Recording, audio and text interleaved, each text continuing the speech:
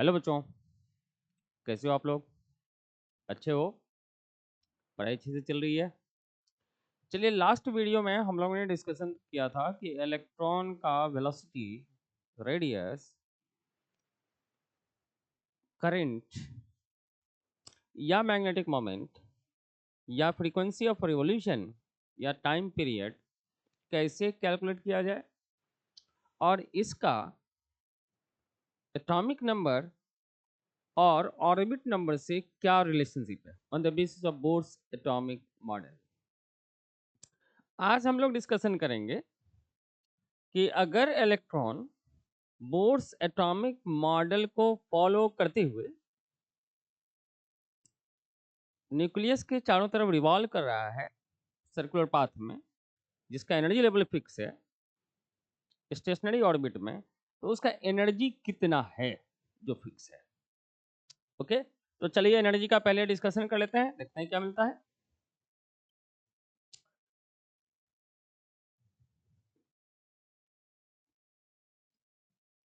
Energy of an electron bourse atomic model मानते हुए ये सिंप्लीफाई कर रहा है। चलिए अगर कहें कि इलेक्ट्रॉन न्यूक्लियस के चारों तरफ अगर रिवॉल्व कर रहा है, तब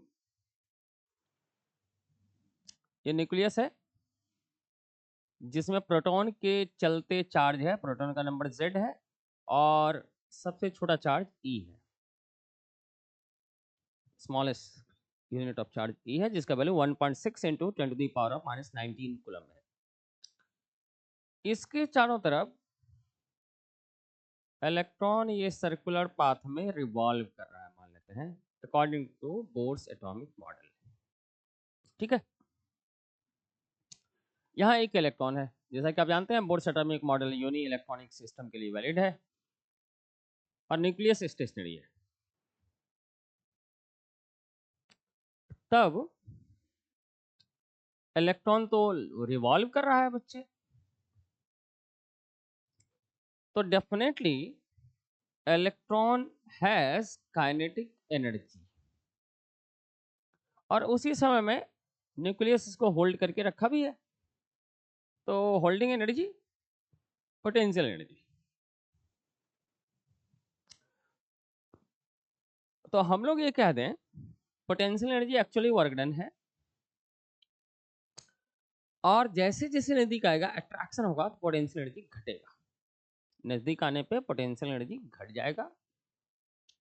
जैसे जैसे न्यूक्लियस के दूसरे ऑर्बिट से न्यूक्लियस के पास वाला ऑर्बिट में जाएगा, तो जैसे जैसे इधर की तरफ जाएगा वैसे वैसे अट्रैक्शन तेज होगा, पोटेंशियल एनर्जी घट जाएगा, काइनेटिक एनर्जी बढ़ जाएगा।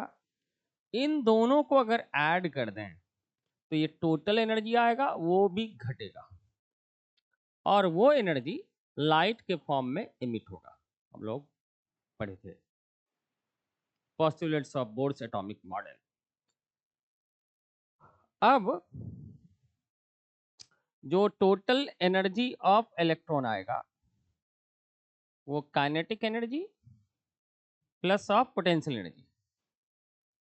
तो चलिए पहले काइनेटिक एनर्जी कैलकुलेट कर लेते हैं।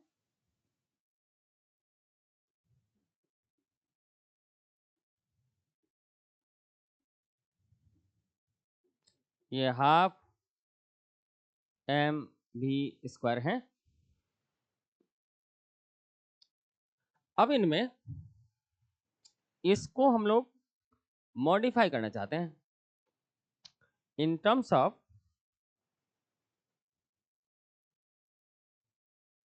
रेडियस या प्रिंसिपल क्वांटम नंबर, ये ऑर्बिट नंबर, और number of proton inside the nucleus, इसके टर्म में। पहले रेडियस के टर्म में ले आते हैं। हम लोग जानते हैं कि जो इलेक्ट्रोस्टैटिक फोर्स ऑफ अट्रैक्शन है, जिसका वैल्यू के कांस्टेंट वैल्यू, दोनों चार्ज का प्रोडक्ट डिवाइडेड बाय r², ये electrostatic force mv² bye r देगा। तभी तो घूम रहा है। ये जो सेंट्रीपिटल फोर्स है, जो इलेक्ट्रोस्टैटिक फोर्स ऑफ अट्रैक्शन है, वो mv²/r इधर की तरफ, या स्यूडो फोर्स लगा दें। अब यहां से mv²/r का वैल्यू लाया जाए तो जल्दी से आपका हो जाएगा कि ZE² डिवाइडेड बाय R आया, हाफ लगा दिए दोनों साइड। सो काइनेटिक एनर्जी का वैल्यू रेडियस के टर्म में कि ZE²/2R जैसे जैसे घटेगा रेडियस न्यूक्लियस के नजदीक आकर के रिवॉल्व करेगा, डेफिनेटली काइनेटिक एनर्जी अप होगा। तो काइनेटिक एनर्जी का रेडियस के फॉर्म में लिख लिया कि ZE² divided by 2R। Okay बच्चे, अब पोटेंशियल एनर्जी कैलकुलेट कर लिया जाए। सो पोटेंशियल एनर्जी कैलकुलेट करने के लिए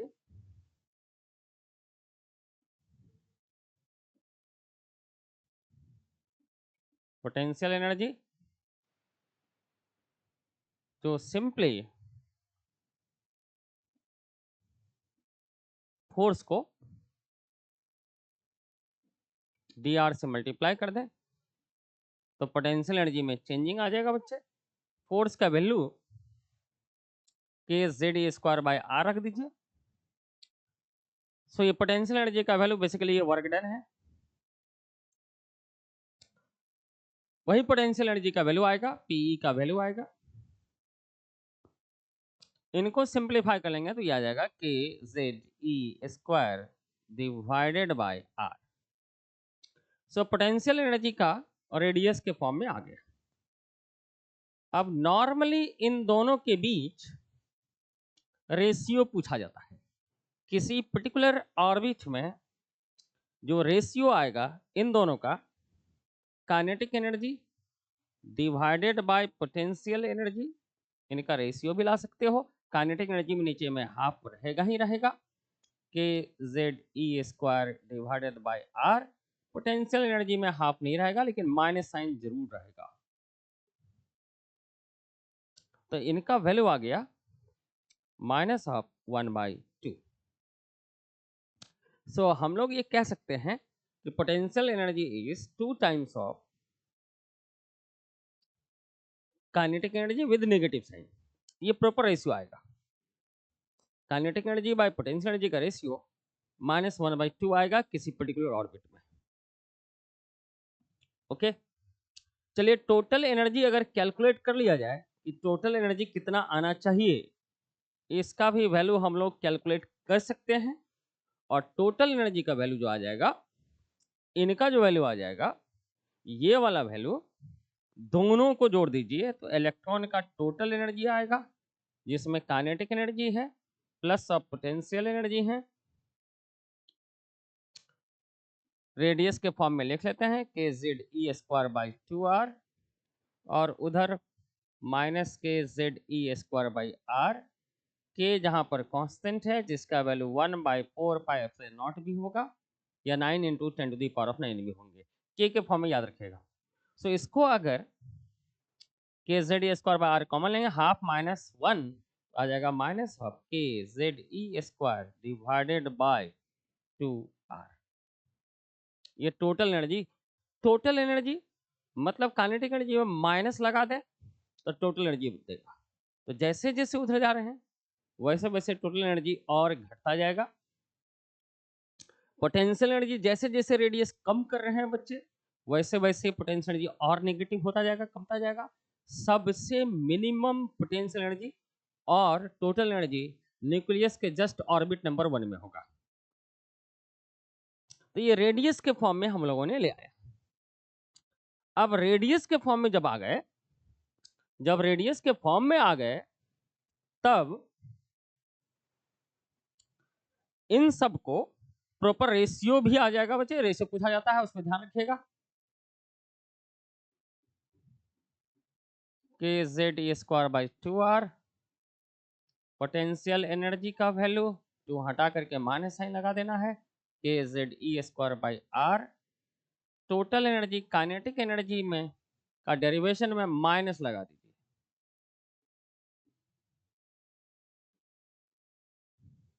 अब टोटल एनर्जी और पोटेंशियल एनर्जी का भी प्रॉपर रेशियो आ जाएगा।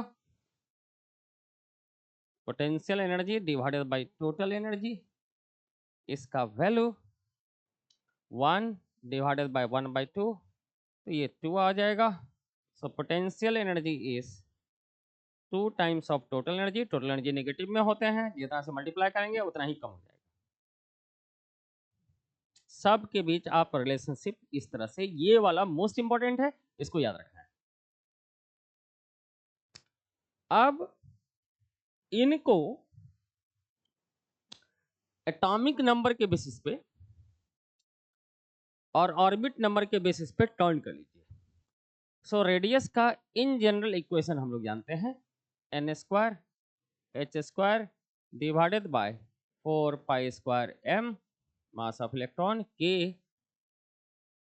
e स्क्वायर इंटू z, या इसी को लिखे थे a नॉट हाइड्रोजन के फर्स्ट ऑर्बिट का radius into n square by z। अब आपको करना क्या है कि total energy, kinetic energy, total energy भी ही कर लें, क्योंकि टोटल एनर्जी में माइनस लगा देंगे तो माइनस पता ही है। टोटल एनर्जी को 2 से मल्टीप्लाई कर देंगे तो पोटेंशियल एनर्जी आ जाएगा, माइनस को हटा देंगे तो काइनेटिक एनर्जी आ जाएगा, सभी आ जाएगा। टोटल एनर्जी का जो एक्सप्रेशन आया है वो k z e square divided by 2r with negative sign, by putting the value of r, तो we will get expression like this, n square h square divided by, इसमें नीचे है तो इसको ऊपर कर दें, 4 पाई स्क्वायर m के E square into Z. Expression में ये दो चीज ही याद रखना है, दोनों से लंबा सा एक्सप्रेशन को याद नहीं रखना है, वो आ जाएगा। So minus of 2 pi square, 2 से कैंसिल, m के square e to the power of 4 z into z, z square divided by n square h square. ये टोटल एनर्जी को अगर E माने तो इसका एक्सप्रेशन nth ऑर्बिट के लिए आ गया। ओके, बिल्कुल सिंपल है। इनका मतलब nth ऑर्बिट के लिए जो टोटल एनर्जी आएगा directly proportional to minus of z square divided by N square. Z square और एन स्क्वायर से इस तरह से डिफर करेगा। अगर इसमें वैल्यू पाई का, m का, k का, e का, h का वैल्यू, ये वाला कांस्टेंट वैल्यू है, इसको रख लेंगे इलेक्ट्रॉन वोल्ट में, तो minus of 13.6 into Z square by N square electron volt पर एटम आएगा। या जूल में तो एक 1 electron volt 1.6 into 10 to the power of minus of 19 joule होंगे, उसे मल्टीप्लाई कर दीजिएगा तो वही वैल्यू आ जाएगा, minus of 2.18 into 10 to the power of minus of 18 into Z square by n square joule पर एटम। तो ये सिंपल सा फॉर्मूला याद रखने हैं। तो एक एनर्जी के फॉर्म में, तो चलिए total energy E nth orbit के लिए तो minus of 13.6 into Z square by n square से कैसे वेरी करेगा, तो minus z square by n square से वेरी करेगा। जैसे जैसे एटॉमिक नंबर बढ़ेगा वैसे वैसे टोटल एनर्जी और नेगेटिव होता जाएगा, एनर्जी घटता जाएगा। एन बढ़ा दें तो और घटेगा, एनर्जी घटाने के लिए एन को घटाना पड़ेगा, जेड बढ़ाना पड़ेगा। ओके, तो ये अब काइनेटिक एनर्जी ले आइए, तो काइनेटिक एनर्जी का वैल्यू प्लस कर दें उसमें, क्योंकि टोटल एनर्जी और काइनेटिक एनर्जी का रिलेशनशिप आप लोग तुरंत पता कर लिए हैं, पिछले स्लाइड में है। टोटल एनर्जी और काइनेटिक एनर्जी का सबका रेशियो आएगा ही आएगा, और ये दोनों का रेशियो, इन दोनों का रेशियो जो आ जाएगा वो -1 आएगा। एक माइनस में है तो दूसरा प्लस में है, तो प्लस कर दिया z square by n square, इसको 2 से मल्टीप्लाई कर देंगे तो पोटेंशियल एनर्जी nth ऑर्बिट के लिए आ जाएगा, तो minus of 27.2 into Z square by n square, और सभी यूनिट इलेक्ट्रॉन वोल्ट पर एटम में आने वाले हैं, जूल में भी कैलकुलेट कर सकते हैं। तो ये सिंपल सा चीज को आपको याद रखना है। इतना आ गया। तो बोर्स एटॉमिक मॉडल में एनर्जी कैलकुलेशन हो गए। तो चलिए आप जल्दी से इनका ये energy of electron nth orbit के लिए potential energy plus kinetic energy दोनों को जोड़ देंगे तो माइनस के Z E square divided by 2r n आएगा nth ऑर्बिट के लिए। और इसका वैल्यू कितना आया था, ये वैल्यू कितना आया था बच्चे, ये वैल्यू आया था minus of 2 pi square m के square e to the power of 4 z square divided by n square h square. Total energy potential energy का वैल्यू 2 से मल्टीप्लाई कर दें इसको, पोटेंशियल एनर्जी आ जाएगा। काइनेटिक एनर्जी या हमारे साइन हटा दें तो काइनेटिक एनर्जी आ जाएगा। सब एनर्जी का कैलकुलेशन इलेक्ट्रॉन वोल्ट में इतना है। या अगर रिडबर्ग कांस्टेंट के फॉर्म में लिखा जाए तो इसको RCH 13.6 RCH R Rydberg constant है, उसको CH से मल्टीप्लाई कर दो, ये आ जाएगा रिडबर्ग कांस्टेंट के टर्म में टोटल एनर्जी का वैल्यू। तो इस तरह से आप कहिएगा रिडबर्ग कांस्टेंट के टर्म में कैसे आएगा, तो वो आगे हम लोग डिस्कशन कर लेंगे। तब तक याद रखिएगा minus of RH H S z square by n square, z square by n square से ही वेरी करेगा। नेगेटिव साइन के साथ टोटल एनर्जी, नेगेटिव साइन के साथ पोटेंशियल एनर्जी, टोटल एनर्जी का 2 टाइम्स, नेगेटिव साइन हटा देंगे तो काइनेटिक एनर्जी आ जाएंगे। ये energy calculation of electron nth orbit के लिए है। आपको याद रखने के लिए सिंपल सा रेडियस वाला चीज रखना है।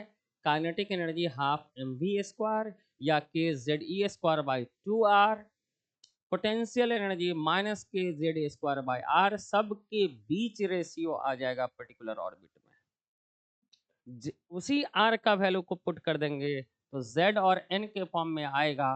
किसी भी तरह का energy z square by n square से वेरी कर रहा है, टोटल और पोटेंशियल एनर्जी में नेगेटिव लग जाएगा, काइनेटिक एनर्जी में पॉजिटिव। तो जैसे जैसे न्यूक्लियस के पास आ रहा है वैसे वैसे काइनेटिक एनर्जी बढ़ रहे हैं, पोटेंशियल एनर्जी घट रहे हैं, टोटल एनर्जी भी घट रहे हैं। तो फर्स्ट ऑर्बिट में एनर्जी सबसे कम हो जाएगा। अगर हाइड्रोजन एटम ही लिया जाए तो इसके फर्स्ट ऑर्बिट में minus of 13.6 electron volt energy होगा, ये फर्स्ट ऑर्बिट में होगा। और ये सबसे कम एनर्जी लेवल वाला टोटल एनर्जी होगा, उसका नाम है ग्राउंड स्टेट। ये ग्राउंड स्टेट है। सेकेंड का जो एनर्जी लेवल आ जाएगा, तो सेकेंड का यहाँ पे रखिए, हाइड्रोजन का 1 रखिए 2 स्क्वायर, तो ये आ जाएगा minus of 3.4 electron volt. Come negative है तो एनर्जी वैल्यू बढ़ता जा रहा है। फर्स्ट और सेकेंड में सबसे हाई डिफरेंस होगा, इसका वैल्यू 10.2 इलेक्ट्रॉन वोल्ट का होगा। उसी तरह से थर्ड का भी कैलकुलेट कर लेंगे। तो ये सब एनर्जी लेवल थोड़ा ज़्यादा वाला है, इसका नाम है एक्साइटेड स्टेट। सेकेंड का नाम है first excited state, second orbit का नाम है फर्स्ट एक्साइटेड स्टेट, थर्ड का नाम है सेकेंड एक्साइटेड स्टेट, फोर्थ का नाम होगा थर्ड एक्साइटेड स्टेट। तो जितना एक्साइटेड स्टेट है उसमें एक जोड़ देंगे तो उसका ऑर्बिट नंबर पता चल जाएगा और आराम से एनर्जी वैल्यू कैलकुलेट किया जा सकता है। एनर्जी वैल्यू इसका आराम से हम लोग कैलकुलेट कर सकते हैं। ओके बच्चे, सही है, आगे बढ़ा जाए। एनर्जी का कैलकुलेशन इलेक्ट्रॉन के लिए आ गए। ये एनर्जी हम लोगों ने कैलकुलेट कर लिया, कैसे आया है इसको थोड़ा सा याद रखें। चलिए सिंपल सा क्वेश्चन है, बहुत ही सिंपल सा है कि electron can revolve only in certain discrete non radiation orbit called stationery orbit. Stationery orbit है ये बोर्स एटॉमिक मॉडल में, स्टेशनरी ऑर्बिट है ये। चलिए आगे बढ़ा जाए। आगे कह रहा है कि इलेक्ट्रॉन, इसको हटा दिया जाए, total angular momentum revolving electron is an integral multiple of, तो आप लोग जानते हैं बोर्ड एटॉमिक मॉडल में MBR is equal to n multiple of h/2 pi. बहुत सिंपल है।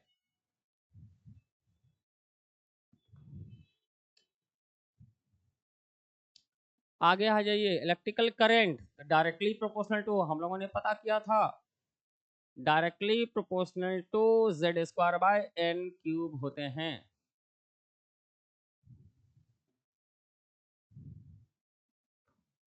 जेड स्क्वायर यही फ्रीक्वेंसी के डायरेक्टली प्रोपोर्शनल होता है। इसका उल्टा टाइम पीरियड हो जाता है। अब अगर आगे बढ़ा जाए तो सबसे मोस्ट इंपॉर्टेंट पॉइंट है बोर्स एटॉमिक मॉडल का लाइन स्पेक्ट्रम ऑफ हाइड्रोजन। तो अब स्पेक्ट्रम क्या है, तो पहले इसका डिस्कशन कर लेते हैं हम लोग।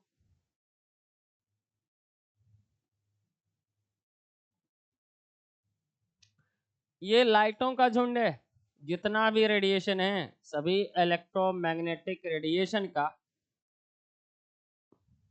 समूह है, ग्रुप ऑफ इलेक्ट्रोमैग्नेटिक रेडिएशन, या कह दीजिए इंक्रीजिंग ऑर्डर या डिक्रीजिंग ऑर्डर, किसी खास मैनर में सजा लीजिए। डिक्रीजिंग ऑर्डर ऑफ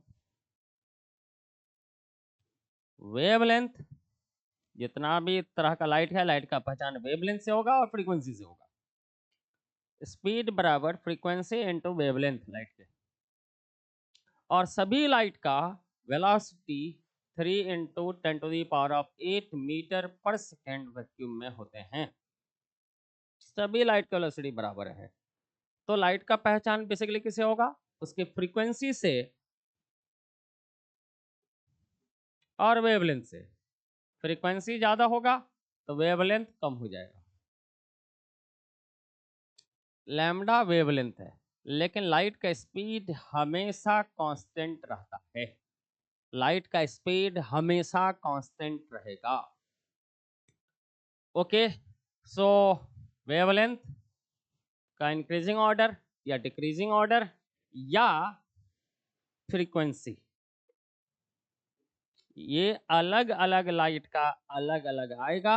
और इसके वेल ऑर्डर्ड मैनर में सजा दें तो कई लाइटों का एक ग्रुप मिलेगा, बैंड मिलेगा, जिसका नाम है स्पेक्ट्रम। सबसे हाई फ्रीक्वेंसी बच्चे कॉस्मिक रे का होता है। फ्रीक्वेंसी हाई है तो आप जानते हैं वो एनर्जी डिपेंडेंट है फ्रीक्वेंसी पे, एच इंटू फ्रीक्वेंसी ज्यादा होगा तो एनर्जी भी ज्यादा होगा। कॉस्मिक रे का एनर्जी सबसे ज्यादा, फिर है गामा रे, उसके बाद है एक्सरे, फिर है इधर बढ़ता जा रहा है, उसके बाद यूवी, यूवी के बाद V I B G Y O R, ये विजिबल हैं। रेड कलर का एनर्जी कम होता है, वायलेट का ज्यादा होता है, वायलेट से ज्यादा अल्ट्रावायलेट का है। तो इधर डिक्रीजिंग ऑर्डर ऑफ फ्रीक्वेंसी है, फ्रीक्वेंसी घट रहा है, वेवलेंथ बढ़ रहा है, एनर्जी भी घट रहा है। एनर्जी फ्रीक्वेंसी के डायरेक्टली प्रोपोर्शनल, वेवलेंथ के इनवर्सली प्रोपोर्शनल होते हैं बच्चे। इसको ऐसे भी लिख सकते हैं hc डिवाइडेड बाय लैम्डा। बस जस्ट गो थ्रू दिस, कभी कभी पूछता है हाईएस्ट एनर्जी वाला कॉस्मिक रे, इस ऑर्डर में याद रखना है। उसके बाद इंफ्रारेड, तब आएगा माइक्रोवेव, उसके बाद रेडियो वेव। रेडियो वेव वाला रेडिएशन बहुत कम पावर का है, बहुत कम एनर्जी का है बच्चे। सो ये था स्पेक्ट्रम। अब स्पेक्ट्रम हो सकता है कि लाइट का ओरिजिन एटम से हो तो उसका नाम कहेंगे लाइन स्पेक्ट्रम।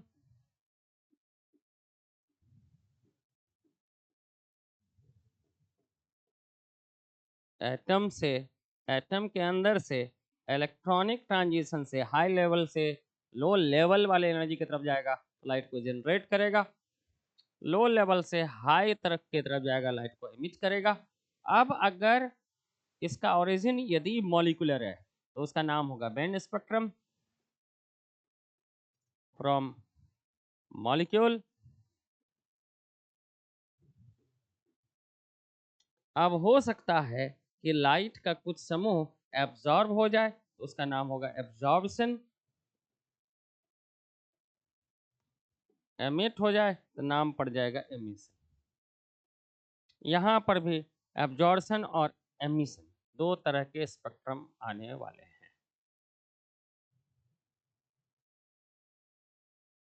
इस तरह से हम लोग एब्जॉर्प्शन, एमिशन, और एमिशन होगा एटॉमिक ओरिजिन है। एटम में एमिट कैसे होगा, हायर लेवल से लोअर लेवल की तरफ। एब्जॉर्प्शन कैसे होगा, इलेक्ट्रॉन अगर लोअर एनर्जी वाला से न्यूक्लियस के नजदीक से दूर जाता है तब एब्जॉर्प्शन होगा, और इस स्पेक्ट्रम का नाम होगा लाइन स्पेक्ट्रम, एटॉमिक ओरिजिन से। अब कई अगर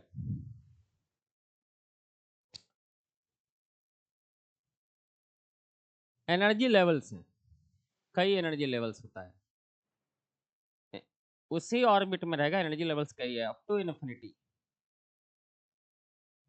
1 से up to infinity energy level है बोर्स एटॉमिक मॉडल के अकॉर्डिंगली। ये एनर्जी लेवल है सर्कुलर पाथ वाला। अगर मान लेते हैं कई एटम्स हैं और नंबर ऑफ हाइड्रोजन एटम्स, और इलेक्ट्रॉन एक्साइटेड है फोर्थ एक्साइटेड स्टेट में, मतलब फिफ्थ ऑर्बिट में है। यहां से ये ग्राउंड लेवल है, ग्राउंड स्टेट है, बाकी सब एक्साइटेड स्टेट है। यहां से एक्साइटेशन शुरू हुआ, first, second, third, fourth. Fourth excited state का मतलब फिफ्थ, एक जोड़ दीजिए, क्योंकि दो से शुरू ही हो रहा है, एक से बढ़ता जा रहा है। सिक्स्थ को कह देंगे फिफ्थ एक्साइटेड स्टेट, या फिफ्थ एक्साइटेड स्टेट को कहिए सिक्स्थ ऑर्बिट।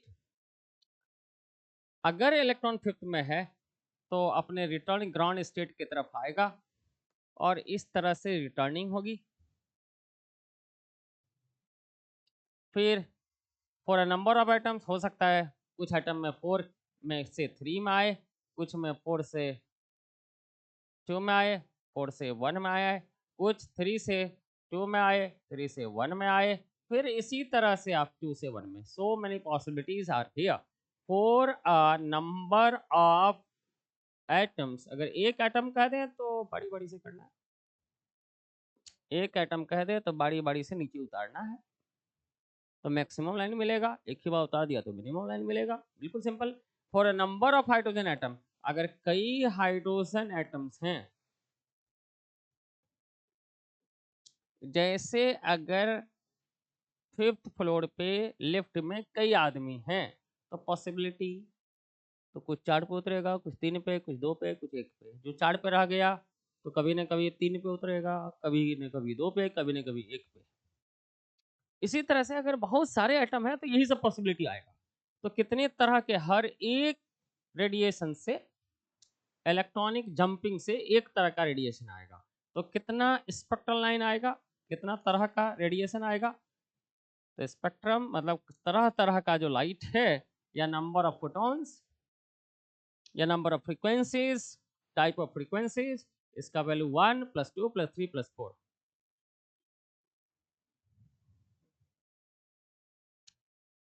सो टोटल जो है यहाँ 10 तरह के स्पेक्ट्रम मिल सकते हैं, लाइन स्पेक्ट्रम मिलेंगे। सो इनका मतलब अगर nth ऑर्बिट से आए तो यहीं से कह दीजिए, अगर 5 से आ रहा है तो 4 तक जोड़ रहे हैं।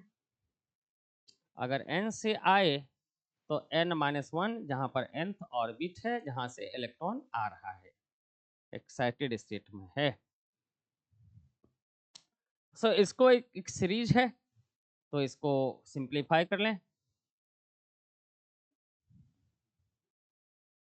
डिवाइडेड बाई 2, तो n into n-1 divided by 2, ये नंबर ऑफ स्पेक्ट्रल लाइन आ जाएंगे। ये नंबर ऑफ स्पेक्ट्रल लाइन आ जाएगा कि कितना तरह के लाइट जनरेट हो सकते हैं। चलिए, इलेक्ट्रॉन अगर 5 से 2 में आए फॉर नंबर ऑफ एटम्स, तो अगर 5 से 1 में आ रहा है तो दोनों को घटा करके 4 तक जोड़ रहे हैं। अगर n2 से इलेक्ट्रॉन n1 तक आए तो इसको नंबर ऑफ स्पेक्ट्रल लाइन, मतलब कई तरह के जो लाइट मिल रहे हैं उसका जो संख्या है, स्पेक्ट्रल लाइंस का संख्या, एटम से आया हुआ स्पेक्ट्रम, इसका value 1 + 2 + 3 up to n2 minus of n1। इनको ऐड कर देंगे, n2 - n1 into n2 minus of n1 plus 1 divided by 2। ये बेसिक दो चीज आपको याद रखने हैं। कितना तरह का स्पेक्ट्रल लाइन मिलेगा इस तरह से हम लोग कैलकुलेट कर लेंगे बच्चे। तो चलिए जल्दी जल्दी रिवीजन कर रहे हैं ना। अब अगर हाइड्रोजन का कितना इनका वेवलेंथ आएगा, अगर इलेक्ट्रॉन हायर से लोअर में जा रहा है तो लाइट को जनरेट करेगा। तो कई तरह के लाइट आ सकते हैं, उसका नाम लाइन स्पेक्ट्रम है। एमिशन लाइन स्पेक्ट्रम हो जाएगा, एमिट कर रहा है, हायर से लोअर में जा रहा है। न्यूक्लियस, ये न्यूक्लियस है अपना जिसमें जेड नंबर ऑफ प्रोटॉन है। सो अगर ये कैलकुलेट किया जाए कि कितना तरह का लाइट आएगा, वो तो कैलकुलेट कर लिए हैं, तो वेवलेंथ कैसे कैलकुलेट किया जाए? Calculation of wavelength, wavelength of light emitted, अपर से लोअर में आ रहा है तो एमिट करेगा, लोअर से हायर में जाएगा तो एब्जॉर्व करेगा। तो कैसे इसको पता किया जाए? तो एनर्जी का difference E2 minus of E1, यही लाइट का फ्रीक्वेंसी देगा। ये इलेक्ट्रॉनिक एनर्जी में डिफरेंस लाइट का एनर्जी जनरेट कर लेगा। hc बाय लैम्डा लिख लें। अब hc बाय लैम्डा को लिखा जा सकता है E2 के बदले minus of 2 pi square m के E square into Z square divided by n2 square कह लीजिए, minus of minus 2 pi square m के square e to the power of 4 आ जाएगा into Z square divided by n1 square into H square. यही derivation आया था।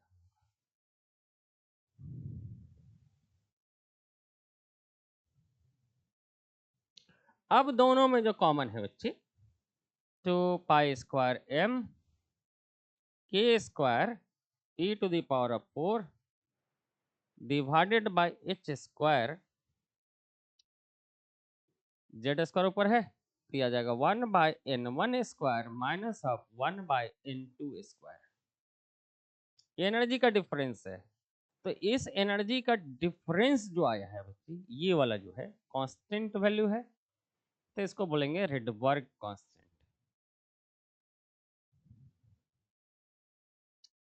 तो Rydberg constant जो है, ऐसा कह सकते हैं 1 बाय लैम्डा, और कांस्टेंट को एक जगह लिख लीजिए तो याद आएगा 2 पाई स्क्वायर m के square e to the power of 4 divided by hc को इधर कर दीजिए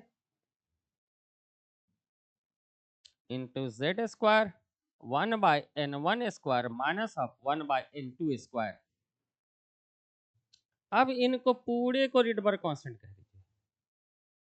सो हम लोग ये कह सकते हैं ultimately 1 bye lambda is equal to Rydberg constant R R H into Z square 1 by n1 square minus of 1 by n2 square, जहां पर n2 ज्यादा है n1 से। इलेक्ट्रॉन आ रहा है n2 से n1 तक, ठीक है। अब अगर ये आ रहा है, इसी में hc से मल्टीप्लाई कर देंगे तो ये एनर्जी आ जाएगा, एनर्जी का डिफरेंस। एनर्जी को लिख सकते हैं R H C Z square by N square, energy का डिफरेंस वही लिखा गया था, वो साबित हो गया। अब आर एच का जो वैल्यू है, इसको सिंप्लीफाई करेंगे, ये जो आर है this is called Rydberg constant. इनका value 1.01 into 10 to the power of 7 याद रखने हैं, इतना पर मीटर। 1 बाय लैम्डा को वेव नंबर भी बोलते हैं, this is wave number. 1 bye lambda को वेव नंबर भी बोला जाए। तो कौन सा ट्रांजिशन से किस वेव लेंथ का लाइट आएगा, वो हम लोग कैलकुलेट कर सकते हैं। 1 बाय लैम्डा या wave number is equal to R into Z square 1 by n1 square minus of 1 by n2 square. ये अपना बेसिक इक्वेशन आ गया। This is the basic equation. ये अपना बेसिक इक्वेशन आ गया है, इसको याद रखना है। तो वेवलेंथ ऑफ लाइट भी कैलकुलेट कर सकते हैं, फ्रीक्वेंसी का वैल्यू भी कैलकुलेट कर सकते हैं। वेवलेंथ अगर आ जाए तो फ्रीक्वेंसी ऑफ लाइट भी आ जाएगा। कैसे? तो स्पीड ऑफ लाइट फ्रीक्वेंसी गुना वेवलेंथ, या कह सकते हैं frequency is equal to C into 1/λ। C से मल्टीप्लाई कर देना है 1/λ को, तो फ्रीक्वेंसी सी से मल्टीप्लाई कर दीजिए तो फ्रीक्वेंसी ऑफ रेडिएशन भी आ जाएगा। ओके बच्चे, ये लाइट के बारे में आ गया। जो लाइट जो जनरेट हो रहा है एटॉमिक ऑरिजिन से, जिसका नाम है लाइन स्पेक्ट्रम। तो इनमें कितना तरह का लाइट होगा, कितना वेवलेंथ वाला लाइट आएगा, कितना तरह का वेवलेंथ वाला लाइट आएगा, ये सभी हम लोग कैलकुलेट कर सकते हैं। ये सभी हम लोग कैलकुलेट कर सकते हैं। इतना तक आपको बोर्स एटॉमिक मॉडल में क्लियर रहना चाहिए। ये सब क्वेश्चन हम लोग कर चुके हैं। सिंपल सिंपल सा क्वेश्चन था बच्चे। लाइट का wavelength, electromagnetic radiation interact with matter, atom और मॉलिक्यूल एब्जॉर्ब करेगा तो एब्जॉर्प्शन, एमिट करेगा तो एमिशन। अगर एटम लाइट को जनरेट कर रहा है तो लाइन स्पेक्ट्रम कब जनरेट करेगा, जब हायर एनर्जी लेवल से लोअर एनर्जी लेवल जाएगा। तो हम लोग ये कहेंगे टाइप्स ऑफ स्पेक्ट्रम जो एमिट हो रहा है उसका नाम एमिशन। अगर एटॉमिक ऑरिजिन है तो लाइन, अगर मॉलिक्यूलर है तो बैंड, एब्जॉर्ब हो रहा था एब्जॉर्प्शन स्पेक्ट्रम। सिंपल है ये। अब एब्जॉर्ब होता है absorption, go through this is very simple. Emission band molecule से, और लाइन एटम से।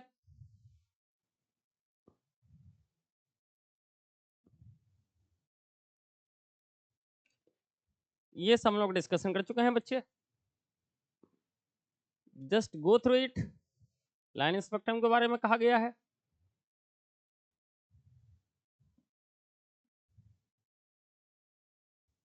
एटम का कैरेक्टरिस्टिक है लाइन स्पेक्ट्रम, बैंड मॉलिक्यूल का है।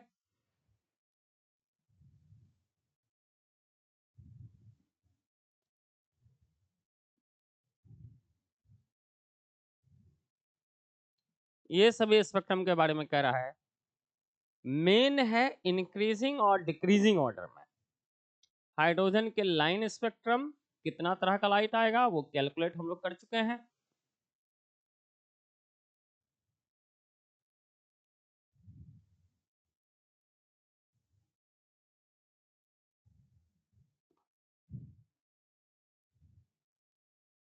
ये सभी तरह का लाइन स्पेक्ट्रम मेन चीज है हाइड्रोजन के लिए। डिफरेंट टाइप्स ऑफ सीरीज, ये आपको याद रखना है।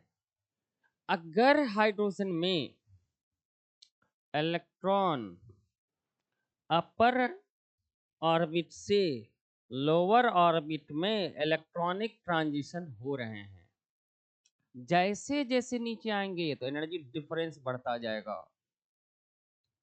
ऊपर जाएंगे तो एनर्जी डिफरेंस घटता जाएगा। इन्फिनिटी है, 1 और 2 के बीच सबसे ज्यादा एनर्जी डिफरेंस आएगा। हालांकि ये एनर्जी अपना कम है, ग्राउंड लेवल वाला है। डिफरेंस ऊपर जाने पे घटता है, हालांकि टोटल एनर्जी बढ़ता है, डिफरेंस घट जाता है। ये भी याद रखना है आपको। चलिए, अगर किसी भी ऑर्बिट से हाइड्रोजन फर्स्ट ऑर्बिट में अगर इलेक्ट्रॉनिक ट्रांजिशन हो रहा है, कितना तरह का वेवलेंथ आएगा वो हम लोग कैलकुलेट कर सकते हैं रेडबर्ग इक्वेशन से। रेडबर्ग इक्वेशन से कैलकुलेट कर सकते हैं। इस तरह से जो डिफरेंट लाइन स्पेक्ट्रम मिलेगा वो कहलाएगा लाइमन सीरीज, जो यूवी लाइट में पड़ता है। फर्स्ट में आए किसी भी ऑर्बिट से तो लाइमन सीरीज, अगर सेकेंड से फर्स्ट में आ रहा है तो फर्स्ट लाइन कहलाएगा। अगर थर्ड से फर्स्ट में आ रहा है तो सेकेंड लाइन। तो किसी भी अगर ऑर्बिट में आ रहा है, अगर उसमें एक जोड़ दें अपर ऑर्बिट में जस्ट पास से, तो ये फर्स्ट लाइन कहलाता है। किसी भी ऑर्बिट में अगर आ रहे उसमें 2 जोड़ दें, तो जो ऑर्बिट नंबर पता चलेगा अपर वाला, तो वो कहलाएगा सेकेंड लाइन। जैसे लाइमन सीरीज के लिए इलेक्ट्रॉन आना है फर्स्ट ऑर्बिट में, और सेकेंड लाइन कहा जाए तो फर्स्ट में 2 जोड़ दीजिए, तो 3 से 2 आना ही सेकेंड लाइन है। This is second line. Second line को हम लोग बीटा लाइन भी बोलेंगे, या अल्फा लाइन है। थर्ड लाइन कहा जाए किसी भी ऑर्बिट में आए तो उसमें अपर ऑर्बिट में, उस ऑर्बिट में 3 जोड़ दीजिए तो अपर ऑर्बिट से पता चलेगा। जैसे लाइमन सीरीज का थर्ड लाइन तो 1 में आ रहा है तो 4 से आएगा, 3 जोड़ देना है 1 में, तो 4 से 1 में आना, ये थर्ड लाइन कहलाएगा। इस थर्ड लाइन को हम लोग बोलेंगे first, this is second, this is third. ये मोस्ट इंपॉर्टेंट है। तो alpha line, beta line, gamma line. उसी तरह से फोर्थ लाइन, तो जिसमें आ रहा है उसमें 4 जोड़ देने हैं। तो इलेक्ट्रॉन अगर फर्स्ट में आता है तो लाइमन सीरीज किस रीजन में पड़ता है? यूवी लाइट में। अगर इलेक्ट्रॉन किसी भी ऑर्बिट से सेकेंड ऑर्बिट में आए, सेकेंड में कहीं से भी सेकेंड ऑर्बिट में आए, इस तरह से जो लाइट का समूह मिलेगा वो कहलाएगा बाल्मर सीरीज। ये विजिबल रीजन में पड़ता है, आप वेल नोन है, एकदम इसको जानते हो। ये विजिबल आ जाएगा। विजिबल का अगर बाल्मर सीरीज का फर्स्ट लाइन कहा जाए तो 2 में आ रहा है, बाल्मर 2 में आ रहा है तो 2 में 1 जोड़ दीजिए, तो 3 से 2 में आना तो फर्स्ट लाइन, ये सेकेंड लाइन, ये third line, fourth line, fifth line. Balmer series जिस सीरीज में आए, बाल्मर सीरीज में सेकंड में आना होगा, उसका 5 लाइन कह दे तो 5 जोड़ दिया जाए 2 में, तो 7 से 2 में आना सेवंथ लाइन आएगा, जोड़ेंगे तो सेवंथ लाइन, 7 से 2 में आना मतलब 7 से 2 में आना, ये फिफ्थ लाइन हो जाएगा। अगर जो फिफ्थ लाइन कहा जाए बाल्मर सीरीज का, तो बाल्मर सीरीज में आता किस में है? सेकंड में आता है। इलेक्ट्रॉन सेकंड में, किसी ऑर्बिट से सेकंड में फिफ्थ लाइन का रहा है, सेकंड में जोड़ दीजिए, पता चल जाएगा कहां से आ रहा है, तो 7 से 2 में फिफ्थ लाइन। सो उसी तरह से इलेक्ट्रॉन अगर किसी भी ऑर्बिट से थर्ड में आ रहा है, किसी भी ऑर्बिट से थर्ड में आ रहा है, चाहे 4 से आए या 5 से आए, 6 से आए, 7 से आए, 8 से आए, अप टू इन्फिनिटी से, उसका नाम है पास्टन सीरीज। ठीक उसी तरह से 4 में आए, 5 से अपर से लोअर में जाएगा तभी लाइट जनरेट करेगा, इसका नाम है Brackett series. Just go through it. अगर 5वां में आए, 5वां में किसी से आए, 5वां में आए तो उसका नाम है पिफंड सीरीज। चौथा में आए तो ब्रैकेट सीरीज, 5वां में आ रहा है तो पिफंड सीरीज, छठा में अपर से आए तो उसका नाम है हम्फ्री सीरीज, 6 में आए तो हम्फ्री सीरीज। इस तरह से हम लोग बना सकते हैं। हर सीरीज का हर लाइन को डिफाइन कर सकते हैं, तो वो सीरीज बनने के लिए इलेक्ट्रॉन का इलेक्ट्रॉनिक ट्रांजिशन कहाँ से कहाँ तक आ रहा है। द मोस्ट इंपॉर्टेंट पॉइंट है हाइड्रोजन स्पेक्ट्रम। बच्चे हाइड्रोजन स्पेक्ट्रम को एकदम ध्यान रखना है। हाइड्रोजन स्पेक्ट्रम को पूरी तरह से पढ़ जाना है, आपको बहुत फायदा पहुंचाएगा। चलिए आगे देख लेते हैं आगे क्या कर रहा है। इस तरह से जैसा हम लोगों ने कहा, फर्स्ट लाइन में इलेक्ट्रॉन आ रहा है, ये सीरीज है, अलग तरह के ऑर्बिट हैं, किसी से भी आए फर्स्ट ऑर्बिट में तो लाइमन सीरीज यूवी लाइट में, सेकेंड ऑर्बिट में आ रहा है तो विजिबल लाइट। पास्टन सीरीज में इंफ्रारेड बनेगा, ये भी इंफ्रारेड, ये भी इंफ्रारेड बनेगा, फार इंफ्रारेड, इधर नियर इंफ्रारेड बनेगा। तो थर्ड ऑनवर्ड इंफ्रारेड बन रहा है। और हर सीरीज का हम लोग हर लाइन का पता कर सकते हैं। बाल्मर सीरीज अगर कहा जाए फर्स्ट लाइन 3 से 1 में, लाइमन सीरीज का फर्स्ट लाइन तो उसमें बताए लाइमन सीरीज में आता है फर्स्ट में आता है, फर्स्ट लाइन में 1 जोड़ दीजिए, पता चलेगा आ कहां से रहा। इस तरह से ये मोस्ट इंपॉर्टेंट पॉइंट है। इंफ्रारेड, थर्ड ऑर्बिट ऑनवर्ड आने से इंफ्रारेड बनते हैं, सेकंड में विजिबल, फर्स्ट में यूवी लाइट आ जाते हैं। फर्स्ट में यूवी लाइट आ जाता है बच्चे। चलिए ठीक उसी तरह से ही एटम है, इसके अलग अलग स्टेशनरी ऑर्बिट हैं। अगर फर्स्ट में आ रहा है तो यहाँ पर अल्ट्रावायलेट मिल रहा है लाइमन सीरीज, अगर सेकेंड में आ रहा है तो ये विजिबल लाइन मिल रहा है बाल्मर सीरीज, थर्ड में आ रहा है तो Paschen series infrared reason, fourth में आएगा किसी से भी फोर्थ में आएगा, ये फोर्थ में आएगा तो कह देंगे इसका नाम होगा, फोर्थ में किसी से भी आ जाए फोर्थ में ले आइए, 5 से भी फोर्थ में, 6 से भी फोर्थ में, 7 से भी फोर्थ में, इस तरह से ब्रैकेट सीरीज। ये भी इंफ्रारेड रीजन में पड़ता है। अगर 5 में आए, छठा से 5 में या 7 से 5 में, तो इसका नाम है पिफर्ड सीरीज। अगर 6 में आए तो नाम है हम्फ्री सीरीज। ये सब थर्ड ऑनवर्ड जो आएगा वो इंफ्रारेड रीजन में आएगा। इस तरह से 6 तरह के स्पेक्ट्रम वेल नोन है, स्पेक्ट्रल लाइन है, और उसके अलग अलग नाम है बच्चे, इसके अलग अलग नाम हैं, इसके अलग अलग नाम हैं। ये हम्फ्री सीरीज है, एच सीरीज है, ये पिफंड सीरीज है, उधर ब्रैकेट सीरीज है, जस्ट हम लोग कहे हैं। ये सभी इंफ्रारेड रीजन में पड़ता है। एक व्यू आ गया आपका, पूरी तरह से बार बार वीडियो देखेंगे तो दिमाग में एकदम बैठ जाएगा कि किस तरह से कौन से हाइड्रोजन एटम के अंदर इलेक्ट्रॉन अगर हायर से लोअर में, तो हायर में पहुंचा कैसे, तो उसको एक्साइट करना पड़ेगा, एनर्जी देना पड़ेगा, तो फिर अपने ग्राउंड लेवल की तरफ आना चाहेगा। इस तरह से वो लाइट जनरेट करवाएगा, वो स्पेक्ट्रम कहलाएगा लाइन स्पेक्ट्रम। 6 तरह के सीरीज बन गए, और लाइमन सीरीज फर्स्ट ऑर्बिट में आने से बनता है, बाल्मर सीरीज सेकेंड ऑर्बिट से आने में बनता है, किसी भी ऑर्बिट से सेकेंड में आ रहा है, तो इसीलिए कौन सा ऑर्बिट से उसके लिए लाइन डिफाइन किया, फर्स्ट लाइन। तो इसका मतलब बाल्मर सीरीज का 3 से 2 में आना, ये सब हम लोगों ने डिस्कशन कर लिया। तो मोस्ट इंपॉर्टेंट चीज है स्पेक्ट्रम।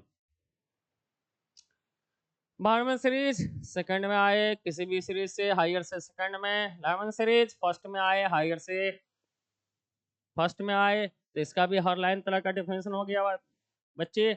उस 12वें सीरीज का कौन कौन सा line, first line, second line, third line, सबका डिस्कशन कर लिया। ब्रैकेट सीरीज में 4 में, फर्स्ट सीरीज में 3 में, ये सब इंफ्रारेड में पढ़ते हैं। पिफर्ड सीरीज में 5 में आएगा, हायर ऑर्बिट से 5 में। हम्फ्री सीरीज में 6 में आएगा, हायर ऑर्बिट से 6 में। तो इनके फर्स्ट सेकंड थर्ड लाइन इसको याद रखना है। इसको याद रखने के लिए अलग से है, किसी भी सीरीज के लिए किसी न किसी ऑर्बिट डिफाइन है, उसमें इलेक्ट्रॉन आएगा जिसमें आ रहा है, जितना लाइन कहा जाए, फोर्थ लाइन कहा जाए, तो फोर्थ जोड़ लेना है एन में। अगर एन का वैल्यू 1 है तो लाइमन सीरीज 2 है, तो बाल्मर सीरीज 3 है, तो पास्टन सीरीज फोर्थ है, तो ब्रैकेट सीरीज। अगर फिफ्थ है तो पिफंड सीरीज, सिक्स्थ है तो हम्फ्री सीरीज। उसके हर लाइन, फोर्थ लाइन में अगर हम्फ्री सीरीज का फोर्थ लाइन का है तो 6 में आ रहा है, तो 6 में 4 दो, फोर्थ लाइन पता चल जाएगा। First line, second line, third line, ये सब पूछा जाता है। इस तरह से हम लोग हर लाइन का स्पेक्ट्रम कैलकुलेट कर सकते हैं। आगे क्वेश्चन है, वीडियो को पॉज कर खुद आप बना लीजिए। मैथमेटिकल इक्वेशन हम लोग ऐसा अभी जनरेट किए थे, डराइव किए थे। ये वेव नंबर है, 1/λ है, RH into Z square, RH का वैल्यू 1.01 इंटू 10⁻⁷ आया है। वेव नंबर का भी वैल्यू आ गया। Frequency by speed of light भी कह सकते हैं। ठीक उसी तरह से अगर इलेक्ट्रॉन डिफरेंट तरह का लाइन मिलेगा तो उसका वैल्यू हम लोग पता कर लिए हैं, n into n minus 1 divided by 2। ये क्वेश्चन को आप कह रहा फिफ्थ एनर्जी लेवल से सेकेंड एनर्जी लेवल में जा रहा है तो वेव लेंथ बता दीजिए। तो 1/λ का वैल्यू वही हो जाएगा। ये लोअर है तो यहाँ पर रख देंगे हम लोग सेकेंड स्क्वायर, यहाँ पे 5 स्क्वायर, तो इसका वैल्यू कैलकुलेट कर लीजिए। लाइबनिट्ज सीरीज में सेकंड में आ रहा है तो लाइबनिट्ज सीरीज ही होगा। इसका वेवलेंथ 1/λ वेव नंबर कहलाएगा। आसानी से आप सॉल्व कर सकते हैं इसको। 109677 पर सेंटीमीटर में आएगा वेव नंबर, और वेव लेंथ सेंटीमीटर में आ जाएगा बच्चे। मीटर में कहा जाए तो 1.01 इस्तेमाल कर लेना है। और याद रखना है, अगर एंगस्ट्रम में पूछे तो एक एंगस्ट्रम 10⁻⁻10 मीटर, और 1 मीटर जो आ जाएगा 10⁻+10 एंगस्ट्रम।